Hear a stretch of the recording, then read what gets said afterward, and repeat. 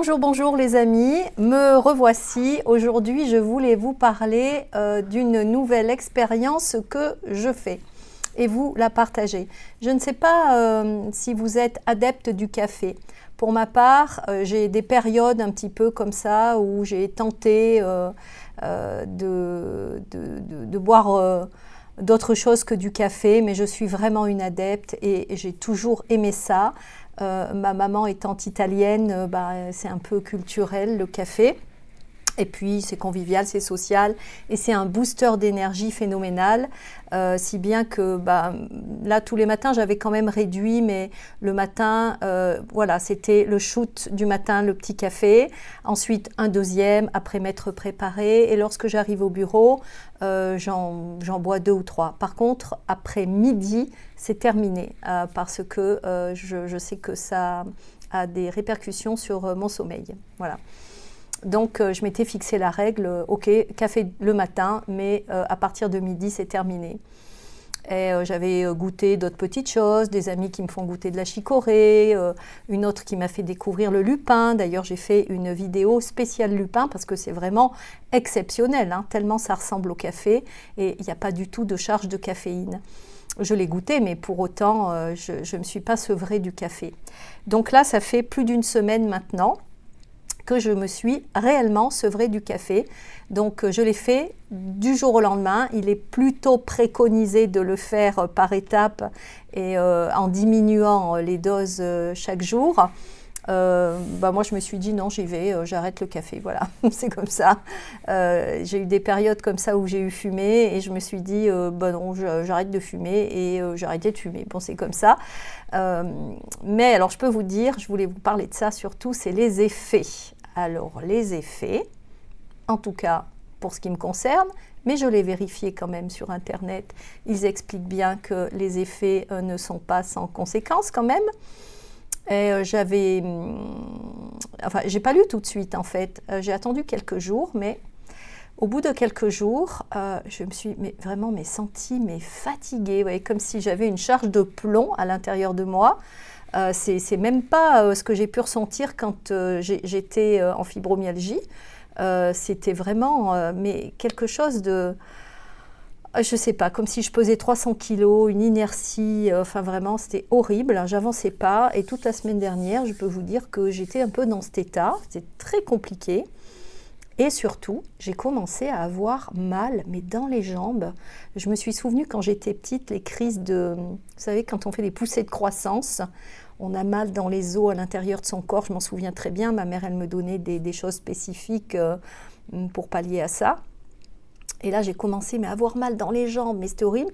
Et puis tout le bas du dos. Enfin, c'était comme si j'avais mal dans le ventre, dans le bas du dos, et ça tirait dans les jambes. Et j'avais mal dans mes jambes, mais c'était une horreur. Je vous dis, c'était horrible. Et donc, je suis partie gratter un peu sur Internet pour voir un petit peu les effets suite à du sevrage du café. Et effectivement, c'est bien ça. C'est beaucoup de fatigue, une très grosse fatigue avec des douleurs corporelles.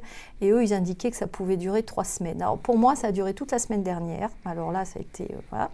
Et là, ça y est, je commence à ressentir un regain d'énergie. Mais je me dis que ce regain d'énergie est quelque part plus naturel. Quand on boit du café, on va chercher un palliatif. Peut-être un surmenage ou une fatigue ou du stress. Et on va aller chercher le booster, si vous voulez, pour faire des pics. D'abord, le café, sachez-le, à chaque fois que vous buvez un café, il y a des pics d'insuline. Donc, c'est pour cette raison aussi que ce n'est pas très, très bon à la santé. Et là, je pense que j'arrive à retrouver une énergie, mais beaucoup plus naturelle. C'est-à-dire que je ne m'appuie pas sur un palliatif ou autre. C'est quelque chose qui est... Je ressens, ce n'est pas la même énergie du tout. Donc, je voulais vous le partager. C'est mon expérience. Je ne sais pas si vous êtes des adeptes du café ou pas, si vous êtes accro, dépendant au café ou pas. En tout cas, je voulais vous faire part de cette expérience. Parce que je pense que, je ne dis pas que le café c'est mauvais quand on a la fibro, hein, pas du tout, c'est juste une expérience pour un mieux-être, voilà, pour tenter de ne pas aller rechercher des palliatifs. Je pense que quand on peut, c'est mieux. Alors donc je vais vous expliquer, mon petit-déj maintenant c'est de la chicorée. Alors bon, quand on est adepte du café, il n'y a rien qui remplace le café vraiment, hein. Mais la chicorée, c'est vraiment sympa. Je la charge un petit peu, de façon à ce qu'il y ait du goût dans la bouche, quoi, pour retrouver un petit peu le côté booster du café. Parce que si vous mettez qu'une cuillère à soupe, par exemple, dans une petite tasse, moi, j'imagine un mug, hein, un mug, on sait à peu près tout ce que ça fait, c'est à peu près ça. Dans un mug, je mets 4 cuillères à café, voilà. Donc c'est un petit peu, voilà, c'est un petit peu bien fort, là, bien compact. Et j'apprécie et je bois ça. Alors sachez aussi que la chicorée, j'en profite pour vous le dire, ce sont des fibres naturelles et qui ont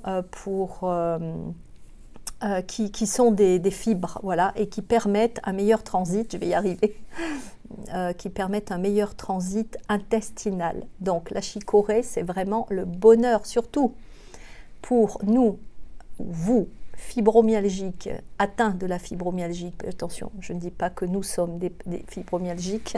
On m'a repris là-dessus une fois.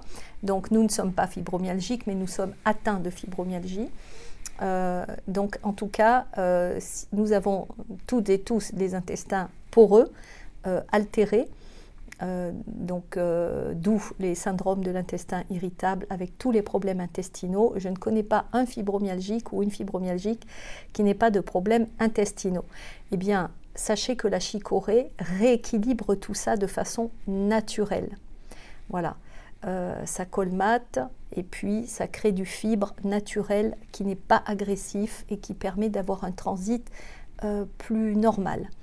Donc, il y a plein de bienfaits et je voulais vous partager aujourd'hui mon expérience. Je vous remercie toujours d'être aussi nombreux et nombreuses sur la chaîne et je vous dis à très vite, les amis. Portez-vous bien.